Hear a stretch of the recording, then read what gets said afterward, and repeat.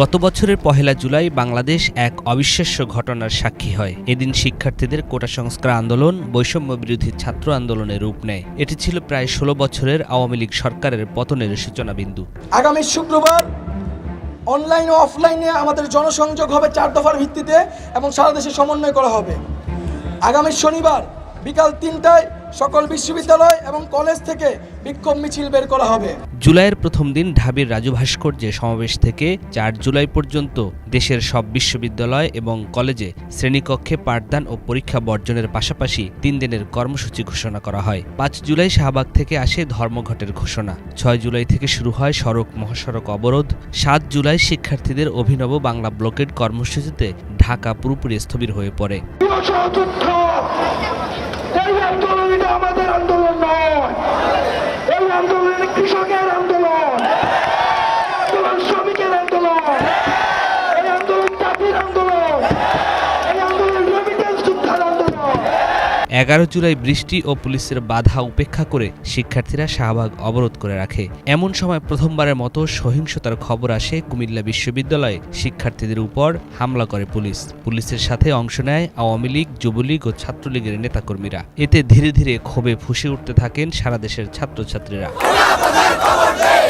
১৪ জুলাই দাবি মানতে রাষ্ট্রপতিকে স্মারকলিপি দিয়ে ২৪ ঘন্টার সময় বেঁধে দেন শিক্ষার্থীরা। আমাদের দাবি হচ্ছে বৈষম্যমূলক যে কোটাগুলি রয়েছে সেগুলিকে বাতিল করে বিদ্যমান কোটা সিস্টেমকে সেটা যৌক্তিক সংস্কার করা। আমরা আশাবাদী, ছাত্র সমাজ আশাবাদী, আমাদের এই দাবি যৌক্তিক, মহামান্য রাষ্ট্রপতি এই দাবি মেনে নিন। অপরদিকে এদিন উদ্ভূত পরিস্থিতি নিয়ে গণভবনে সংবাদ সম্মেলনে আসেন শেখ হাসিনা। সাংবাদিক প্রভাস আমিন ও ফারজানার উপর প্রশ্নের জবাবে শেখ হাসিনা কটাক্ষ করেন। মুক্তিযুদ্ধের সন্তান নাতিপুতিরা কেউ মেধাবী না, যত রাজাকারের বাচ্চারা নাতিপুতি হলো মেধাবী, তাই না? শেখ হাসিনার এই মন্তব্য আগুনে ঘি ঢালল। রাতে বিভিন্ন বিশ্ববিদ্যালয়ে শিক্ষার্থীরা হল ছেড়ে বাইরে বেরিয়ে আসেন, বের করেন বিক্ষোভ মিছিল।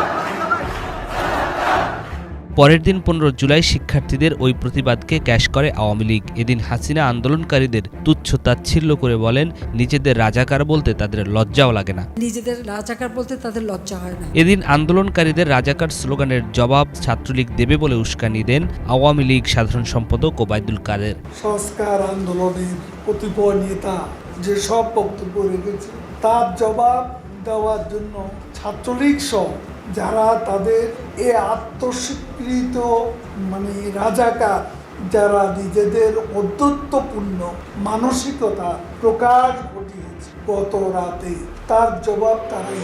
এরপরই বিকেল ৩টায় ঢাকা বিশ্ববিদ্যালয়ে দফায় দফায় শিক্ষার্থীদের উপর হামলা চালায় ছাত্রলীগ। আন্দোলনকারীরাও ঘুরে দাঁড়ানোর চেষ্টা অব্যাহত রাখেন। সাধারণ শিক্ষার্থী না, ছাত্রদলের কর্মী।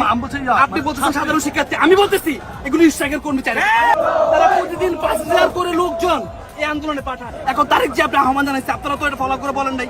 তারিখ যে আহ্বান জানাইলে কি ছাত্রদলের নেতাগুলো আসবে না? ছাত্রলীগের হামলার প্রতিবাদে ১৬ জুলাই বিক্ষোভ সমাবেশ কর্মসূচিতে রংপুরে পুলিশের গুলিতে গুলিবিদ্ধ হন নিরস্ত্র আবু সাঈদ। লুটিয়ে পড়েন মাটিতে। খবর ছড়িয়ে পড়ে আবু সাঈদ শহীদ হয়েছেন। আন্দোলন মোড় নেয় চূড়ান্ত সংঘাতে। একদিনেই পুলিশের গুলি ও আওয়ামী লীগ, যুবলীগ, ছাত্রলীগের হামলায় শহীদ হন ৬ জন। ১৭ জুলাই আশুরার সরকারি ছুটিতে অফিস আদালত বন্ধ থাকলেও ক্যাম্পাসগুলো ছিল উত্তাল। এদিন রাজনীতিমুক্ত ঘোষণা করা হয় ঢাকা বিশ্ববিদ্যালয়ের ক্যাম্পাস সহ বিভিন্ন বিশ্ববিদ্যালয়। কয়েক দফা হামলা করে ক্যাম্পাস থেকে সাধারণ শিক্ষার্থীদের বের করে দেয় ছাত্রলীগ। বিশ্ববিদ্যালয় প্রশাসন হল বন্ধের ঘোষণা দেন। এর মধ্যেই দুপুর থেকেই সড়ক মহাসড়ক অবরোধ, গায়বানা জানাজা, কফিন মিছিল ও দফায় দফায় সংঘর্ষ চলে। আন্দোলন ঠেকাতে বন্ধ করে দেয়া হয় ইন্টারনেট। এদিন সন্ধ্যা ৭:৩০টায় কালো শাড়ি পরে জাতির উদ্দেশ্যে ভাষণ দেন শেখ হাসিনা। বরাবরের মতো এই ভাষণ দীর্ঘ ছিল না। ৮ মিনিটের ভাষণে তার চেহারা ছিল বিমর্ষ, ভীত।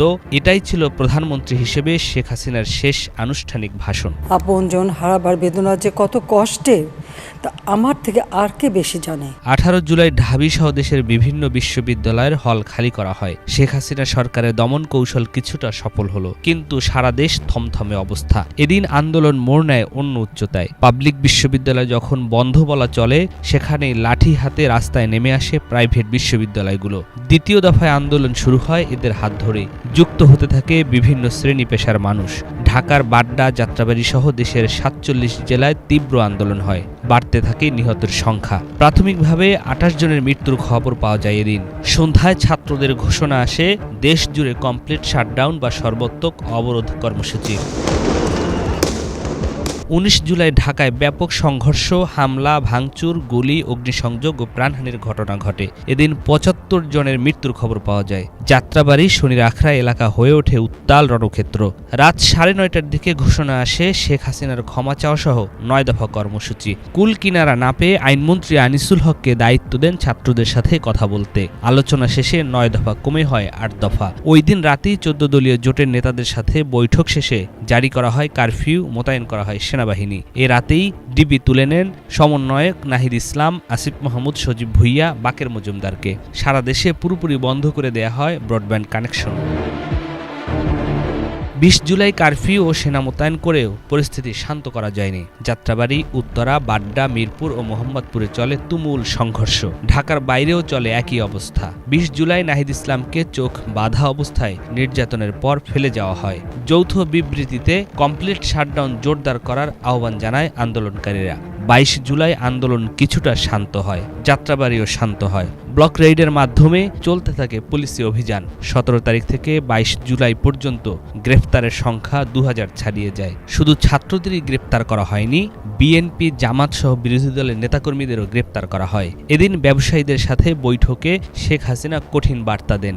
বলেন, শেখ হাসিনা পালায় না। শেখ হাসিনা পালিয়ে গেছে, শেখ হাসিনা নাই, শেখ হাসিনা চলে গেছে, শেখ হাসিনা পালায় না। ২৩ জুলাই সংবাদ সম্মেলন করেন বৈষম্য বিরোধী আন্দোলনের সমন্বয়করা। ১৮ জুলাই থেকে নিখোঁজ আসিফ মাহমুদ, বাকের মজুমদার, রিফাত রশিদের সন্ধান চান। এদিন ব্রডব্যান্ড সীমিত পরিসরে চালু করা হয়। ২৪ জুলাই সকাল ১০টা থেকে বিকেল ৫টা পর্যন্ত কারফিউ শিথিল হয়। ৫ দিন নিখোঁজ থাকার পর চোখ বাঁধা অবস্থায় আসিফ বাকেরকে ফেলে রেখে যায়। ২৫ জুলাই শিক্ষার্থীদের আসামি করে একের পর এক মামলা হতে থাকে।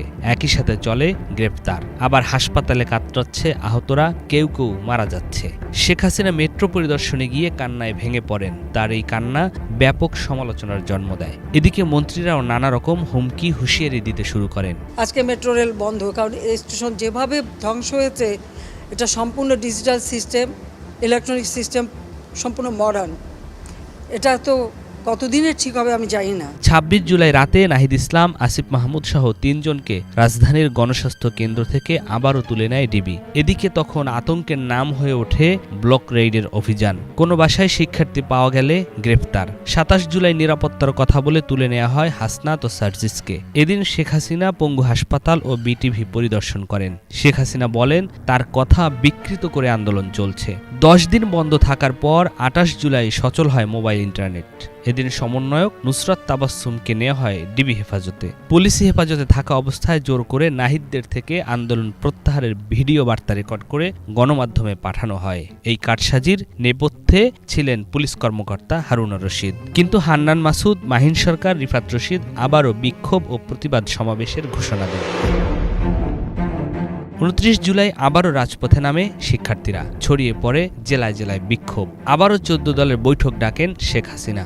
গোয়েন্দা তথ্যের ভিত্তিতে আন্দোলনের নেপথ্য শক্তি হিসেবে ছাত্রদের পাশাপাশি বিএনপি, জামাতের নাম আসে। ফলশ্রুতিতে নিষিদ্ধের সিদ্ধান্ত হয় জামাত শিবিরকে। ৩০ জুলাই হাসিনা সরকার একদিনের শোক ঘোষণা করে কালো ব্যাজ ধারণের আহ্বান জানায়। অপরদিকে আন্দোলনকারীরা মুখে লাল কাপড় ও ফেসবুক প্রোফাইল লাল করার ঘোষণা দেন। এখানে পরিষ্কার হয়ে যায় দেশের বেশিরভাগ মানুষ কোন পক্ষে।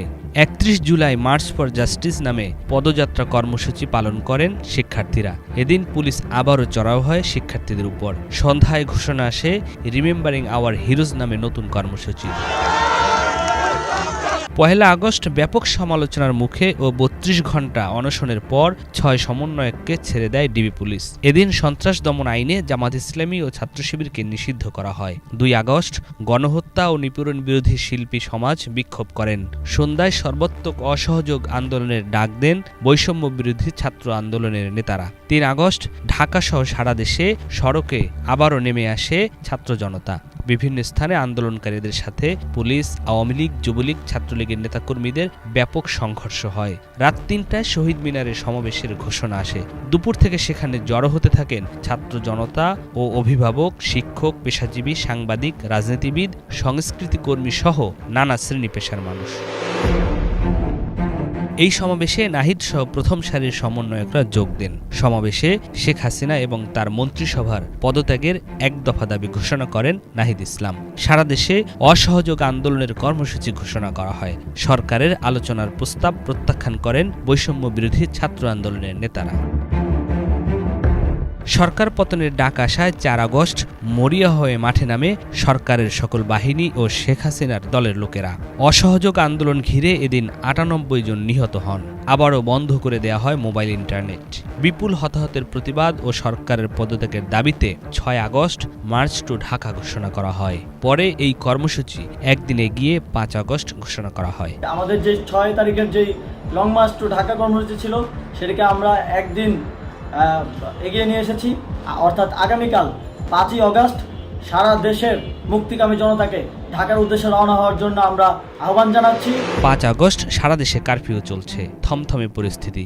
এর মধ্যে দুপুরে কারফিউ ভেঙে জনতার ঢল গাজীপুর থেকে ঢাকায় প্রবেশ করেন। শেখ হাসিনা ২টা ৩০ মিনিটে পদত্যাগ করে হেলিকপ্টারে দেশ ছেড়ে পালিয়ে ভারতে আশ্রয় নেন। অবসান ঘটে প্রায় ১৬ বছরের ন্যায়হীনতার। আর এদিকে পুরো রাজধানী বিজয় উল্লাসে মেতে ওঠেন। হানা দেন গণভবনে। জনতা নিয়ে যায় শেখ হাসিনার হাঁস, মুরগি, পুকুরের বড় বড় মাছ এবং আসবাবপত্র। বাংলাদেশের ইতিহাসে ৫ আগস্ট ইতিহাসের এক অন্য মাত্রা যোগ করেছে। যতদিন বাংলাদেশ থাকবে ততদিন স্বৈরাচারের বিরুদ্ধে জনতার ক্ষোভের উদাহরণ হয়ে থাকবে ৩৬ জুলাই। এই ৩৬ জুলাই হয়ে রইল বাংলাদেশের ইতিহাসের অন্যতম তাৎপর্যপূর্ণ দিন। নিয়াজ মাখদুম, বাংলা ভিশন, ঢাকা।